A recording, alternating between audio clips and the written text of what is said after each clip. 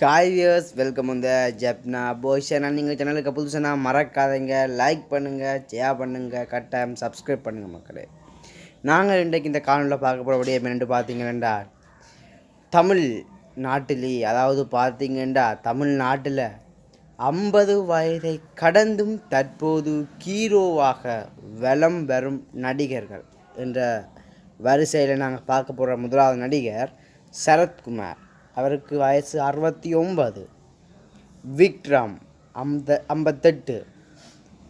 அர்ஜுன் 61. மற்றது எஸ்ஜே சூர்யா அவருக்கு 55. அரவிந்த் சாமிக்கு 53 மக்களே. நன்றி, வணக்கம். மற்றொரு காணொலியில் சந்திப்போம்.